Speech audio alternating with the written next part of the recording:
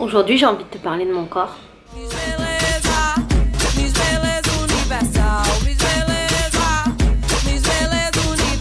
Quand j'étais ado, je sais pas si j'aimais mon corps. Je croyais que j'avais un gros ventre. Et du coup, je faisais des régimes que j'inventais. Je faisais des régimes biscottes où pendant toute une journée, je devais manger que des biscottes et je croyais qu'après, je serais plus mince. Ce que j'aimais dans mon corps le plus, c'était mes os du bassin et l'écart entre mes cuisses. Ça n'a aucun sens. Mais je passais des heures devant mon miroir pour voir si mon os était vraiment présent. Et si l'écart entre mes cuisses était toujours là. Est-ce que j'ai déjà été pudique? J'ai pas trop de souvenirs d'avoir été pudique. Par contre, j'ai beaucoup de souvenirs de m'être posé des questions sur la pudeur.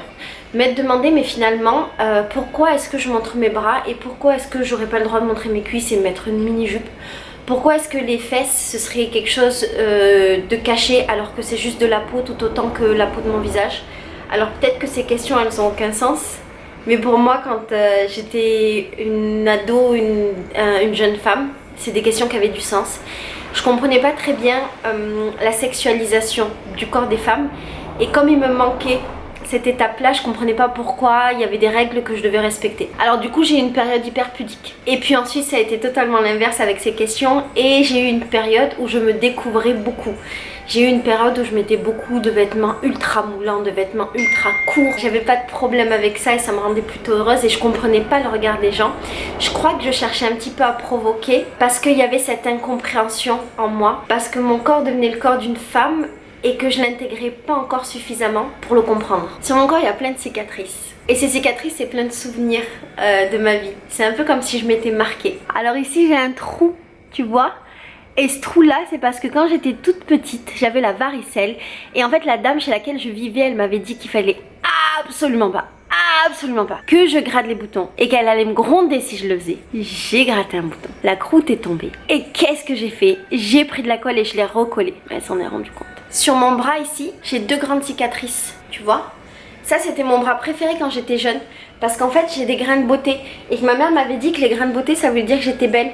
Et donc pour moi, ce bras, c'était le bras qui était plus beau que celui-là. Parce que c'était le bras des grains de beauté. Et quand j'ai été jeune, je me suis ouvert très profond avec du verre. C'était pas fait exprès. J'ai pas pu aller à l'hôpital. C'était pas fait exprès. Et du coup, j'ai eu des cicatrices un peu moches. Tu vois, qui se voient. Et pendant un moment, j'étais un peu gênée par ça. Parce que je savais qu'une vraie cicatrice, ça partait et que ça laissait pas de traces. Et finalement, ça fait partie de mon passé et ça raconte une histoire et ça me ramène à une époque de ma vie qui était assez difficile. Et c'est comme une petite piqûre de rappel qui me dit tout le temps, Laetitia, ta vie, elle est plutôt chouette. Et je remercie la vie d'avoir vécu tout ce que j'ai vécu et d'avoir ces cicatrices. Ici, j'ai une cicatrice aussi, mais je sais pas si elle se voit. Alors l'histoire de cette cicatrice, c'est quand j'étais petite, je courais dans un champ à Gardanne, chez mon grand-père. Et en fait, je me suis accroché une barre de fer ici et j'ai continué à courir avec et ça m'a un peu déchiré. J'ai eu très mal, mais je m'en suis rendu compte qu'après. Et là, c'est ma dernière nouvelle.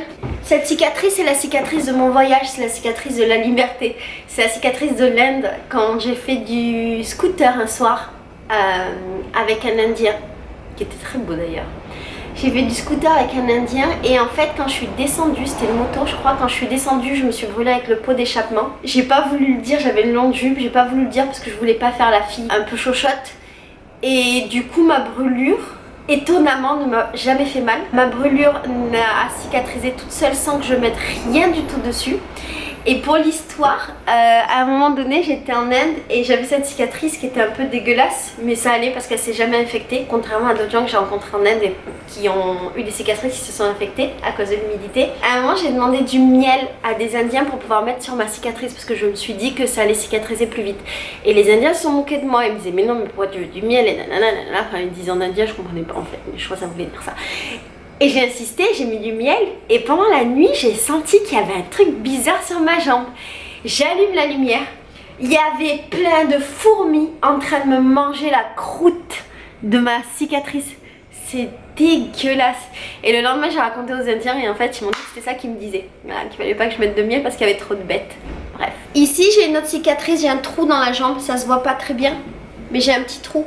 Alors ça, c'est aussi un souvenir d'Inde. Je descendais d'un scooter et je me suis pris très fort, mais très très fort, la jambe contre un bois. Je crois que c'était un tronc d'arbre. Et aussi, je l'ai dit à personne. Et ça m'a fait un trou dans la jambe. J'ai eu hyper mal. Mais je voulais pas faire la chouchotte. Et depuis, j'ai ce trou. Alors, j'ai pas eu de complications. J'ai rien de spécial. J'ai eu un bleu pendant un moment. Mais maintenant, j'ai un trou dans la jambe. En fait, ma peau, elle est marquée par l'histoire de ma vie. Elle est marquée par les choses que j'ai vécues, les gens que j'ai rencontrés. Ma peau, elle est marquée de plein de souvenirs. En fait, ma peau, c'est un petit peu un parchemin. J'ai 2 cicatrices. J'en ai une ici et une ici. Alors, celle-ci, c'est l'appendicite. Tu dois sûrement connaître. C'est assez commun. Et la cicatrice ici, c'est une hernie que j'ai eue quand j'étais jeune. Et là, c'est pas super commun. C'était dû au fait que j'étais ultra anxieuse. Et donc j'ai cette hernie qui a poussé quand j'avais 13 ans et je me suis fait opérer. Et cette hernie qui m'a rendue anxieuse, elle me rappelle aussi une période de ma vie qui était difficile et qui a fait celle que je suis aujourd'hui. Alors mon corps, il fait des trucs bizarres, des trucs que parfois je comprends pas. Sur ce doigt, j'ai un poil qui pousse tout le temps. Je l'enlève et il repousse, et je l'enlève et il repousse, et je l'enlève et il repousse. Il paraît que j'ai les yeux globuleux. Est-ce que c'est vrai ? Moi je trouve que j'ai les yeux qui tombent. Je trouve que j'ai des yeux tristes qui sont tout le temps comme ça, qui me donnent un regard triste alors qu'en fait je le suis pas du tout.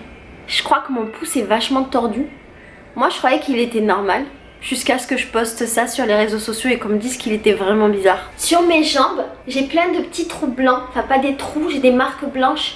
Et en fait c'est des piqûres de moustiques qui je sais pas pourquoi m'ont fait des marques blanches.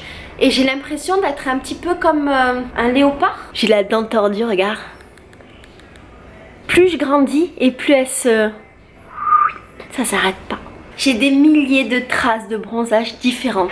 J'ai des traces de bronzage d'avant quand j'avais mon maillot comme ça, de mon nouveau maillot comme ça. J'ai les fesses blanches depuis toute ma vie parce que je n'ai jamais perdu ma trace de bronzage. C'est assez incroyable. Toute ma vie, j'ai eu les fesses blanches. Et là en ce moment, je suis en train de les faire bronzer parce que je suis au Brésil et que je porte des strings de plage. Si je sors et qu'il fait beau, j'ai automatiquement la trace du bronzage du vêtement que je porte, ce qui fait que je suis complètement zébrée. J'ai la trace de mes claquettes, j'ai la nouvelle trace de mon maillot. Je suis allée à la plage hier. Je suis complètement bicolore. En fait, mon corps, il fait plein de trucs bizarres. Mais c'est mon corps, alors je lui pardonne. Mon corps, il est plutôt cool. Par exemple, ça fait 12 ans que je dis que j'ai 22 ans. Et ça passe. Mon ventre, il est un tout petit peu gras. Mais sans que je fasse d'efforts, je le trouve plutôt chouette. J'ai tout le temps les cuisses un peu musclées. Alors je fais pas beaucoup de sport non plus. Et dès que ça se démuscle, il suffit que je danse un petit peu et ça se remuscle. J'aime bien. J'ai des grosses fesses. Et ça c'est chouette parce que j'ai des petits tétés, du coup ça compense. J'ai des mini tétés. Mais c'est des mini tétés très mignons. J'ai des cheveux qui sont plutôt chouettes. Alors ils font pas toujours ce que je veux, mais ils sont plutôt cool avec moi. Je me plains beaucoup de mes dents. Il m'en reste pas beaucoup. Mais quand même, celles qui restent, elles sont plutôt cool. Et puis surtout mon corps il est en assez bonne santé. J'ai pas de graves maladies, j'ai pas de maladies qui reviennent, j'ai pas particulièrement de problèmes. Disons que c'est assez facile. En fait mon corps il est plutôt chouette. Pourquoi je te raconte tout ça? Pourquoi je te raconte l'histoire de mon corps? C'est parce que je voudrais te rappeler que tu as beaucoup de chance d'avoir le corps qui t'a été donné. Quels que soient les trucs qui fonctionnent pas. Tu as beaucoup de chance parce qu'il y a beaucoup d'autres choses qui fonctionnent. Ton corps il faut que tu en prennes soin, il faut que tu l'aimes. Il faut pas que tu le juges, il faut pas que tu le compares.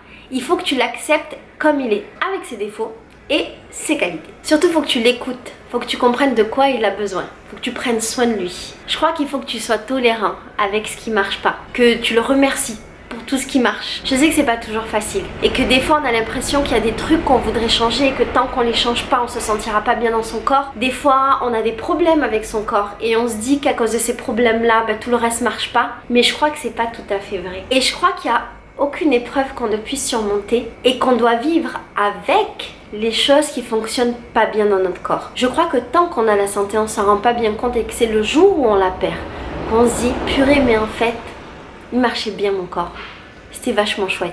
Il faut que tu fasses l'effort de l'aimer parce que dans tous les cas tu vas vivre toute ta vie avec. Tout ce que tu peux pas changer, tu pourras pas le changer. Concentre-toi juste sur les choses que tu aimes dans ton corps, les choses qui sont bien et peut-être les choses que tu peux changer si jamais tu peux, si jamais tu veux. Mais juste concentre-toi sur ce que tu peux maîtriser. En vérité, on maîtrise pas grand-chose avec son corps. Il est juste comme il est. Moi, je crois que si tu l'aimes et si tu lui portes de l'attention, si tu l'écoutes, si tu le comprends, si tu prends soin de lui, eh ben lui, il fera en sorte que ça aille du mieux qu'il pourra faire. et ce sera vachement chouette. Et puis dans tous les cas, ce que je voudrais te dire, c'est que comme tu es là, tu es parfaite ou parfait. Je t'aime très fort.